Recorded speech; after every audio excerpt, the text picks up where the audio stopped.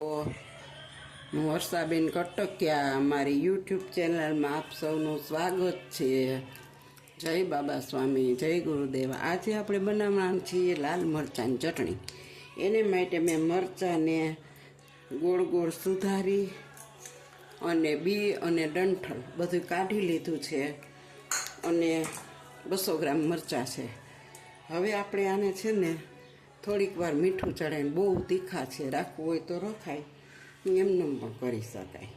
તો હવે આપણે જોઈ શકો છો લસણ મરચાંની લાલ અને પાછા લીલા ભૂકેલા નહીં એ મરચાંની આપણે ચટણી બનાવવાના છીએ। જો આપણે 2 ગાંઠિયા ઉપર લસણ ફોયલું છે। આ લસણના મોટા ગઠ્ઠા હોય ને એ આ 2 ગઠ્ઠા અને થોડુંક ફોલેલું હતું એ લસણ લીધું છે અને આપણે એટલું આદું અંદર છીણીને નાખવાનું છે।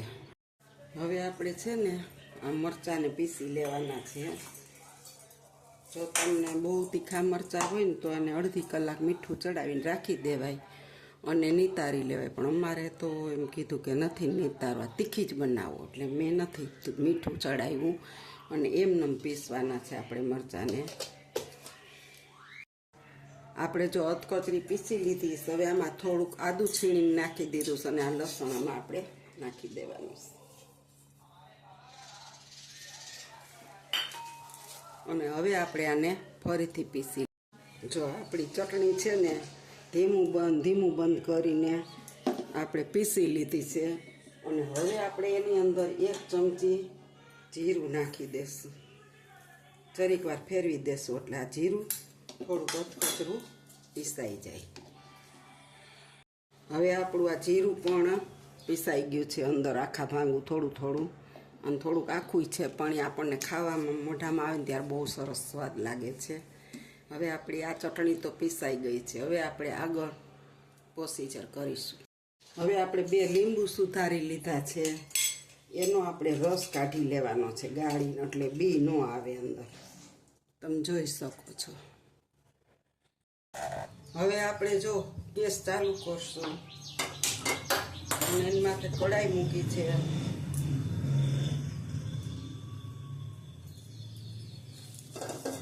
પાણીવાળી છે ને થોડીક લોહી નાખી એટલે પાણીનો ભાગ બળી જાય અને હવે આપણે એમાં તેલ નાખીશું।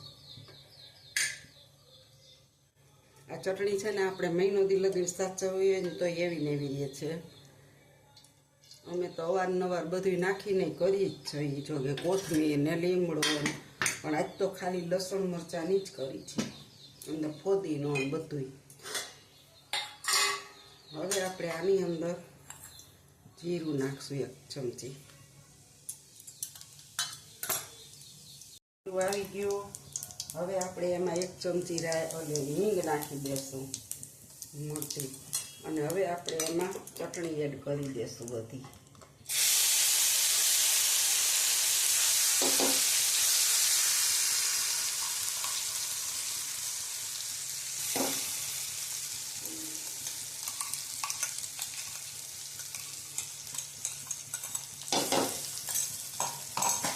અને હવે આપણે આને તેલમાં તળવા દેવાનું મસ્ત, અને હલાવ્યા જ કરવાનું, નકર આ ચોટરી જાય। ધીરે ધીરે ગેસે તેલ છૂટું પડે ને ત્યાં સુધી અને ધીરે ગેસે જ કરવાની છે અને ચોળવતા જવાની છે।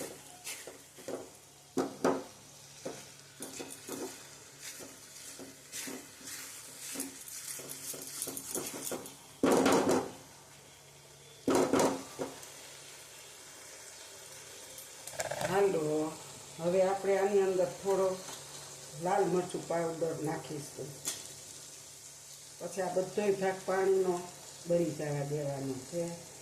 થોડીક હળદર નાખીશું અને 1 ચમચી જેટલું ધાણા જીરું નાખીશું અને આની હારે આપણે મિક્સ કરી દેવાનું છે। અને આપણે હવે આને બધોય ભાગ પાણીનો બળી જવા દેશું, પછી નિમક ને એ નાખી। તો હવે જો આપણે છે ને આની અંદર નિમક નાખીશું। નિમક આપણે ચડિયાતું નાખવાનું છે, કારણ કે લીંબુ આવશે અને મરચાં ફૂલ તીખા છે એટલે હવે આપણે આમાં લીંબુનો રસ નાખી દઈશું. એનાથી આપણી ચટણી મહિનો દિવસ સુધી બગડતી નથી. 2 લીંબુનો રસ કાઢ્યો તો આપણે, અને એ રસને બળી જવા દેવાનો. ત્યાં સુધી આપણે ચોળવવાની. તેલ છૂટું પડી જાય એકદમ ત્યાં સુધી આપણે આને કરવાની. પછી આ ચટણીને તમે બાજરાના રોટલા સાથે, ઘઉંની રોટલી સાથે, થેપલા સાથે, બધી વસ્તુ સાથે તમે ખાઈ શકો છો. જો આપણે અગાઉ બાજરાનો રોટલો બનાવી દીધો છે ચટણી ખાવા માટે જ. આપણી ચટણી તેલ છૂટું પડે ને ત્યાં સુધી આપણે આને શેકી લેવાની છે. જો આ ચટણીની અંદર તમે થોડી કોથમીર, ધાણા ભાજી પણ નાખી શકો છો. આનેથી આની અંદર જ ચડે ને ત્યારે એટલી સરસ સુગંધ આવે, તમે એકવાર ખાતા રહી જાઓ. આ ચટણીની અંદર આપણે 2 ચમચી દહીં હોત નાખી શકીએ, પણ દહીંવાળી મેં હમણાં બનાવી હતી એટલે આજ આ બનાવી નાખી.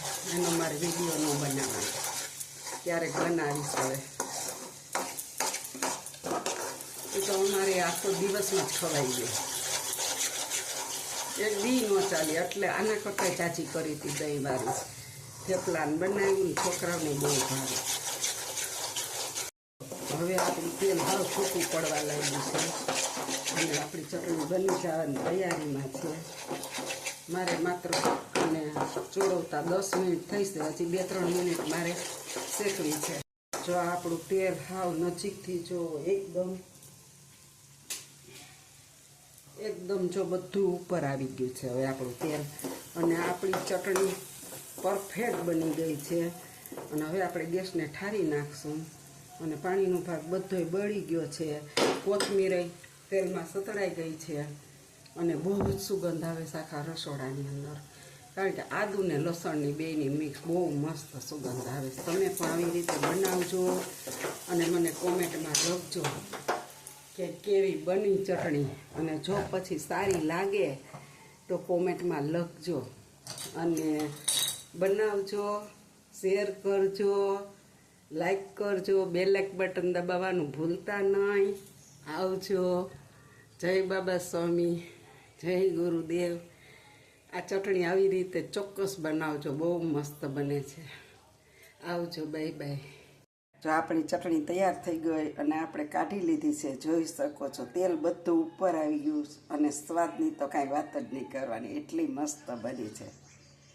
આવજો.